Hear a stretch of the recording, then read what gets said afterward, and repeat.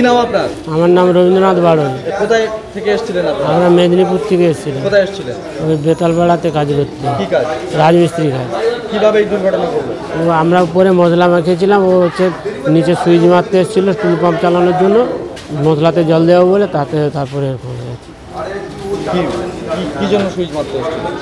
পাম্পটা চালানোর জন্য। বিদ্যুৎ পৃষ্ঠ হলো কিভাবে?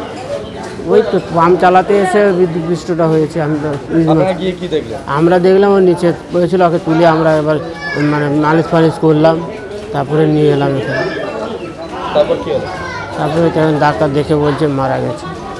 কি নাম আপনার? আমার নাম রবীন্দ্রনাথ বাড়ই। যে মারা গেছে জিতেন্দ্র সিংহ। নাম আপনার? স্বপন মাইতি। দাদা কি নাম আপনার? স্বপন মাইতি। কিভাবে এরকম হলো? কেবেন বলতে আমি তো ঘরে কাজ হচ্ছিল, আমি তো বাড়িতে সিমেন্ট আনতে গেছিলাম। তা আমি এসে দেখি না ঘরে কান্নাকাটি পড়ছে, আমি তো এসে দেখি না ঘরে কান্নাকাটি পড়ে গেছে, এই পর্যন্ত আমি জানি। কতদিন আপনার বাড়ি কাজ করছে? আজকের তা এসেছিলো জ্যৈষ্ঠ মাসের 23 তারিখে এসেছিলো, এখন তো কাজ চলছে আর কি। কি কাজ করছিল? ওর রাজমিস্ত্রি কাজ করছিল। কিভাবে এরকম হলো?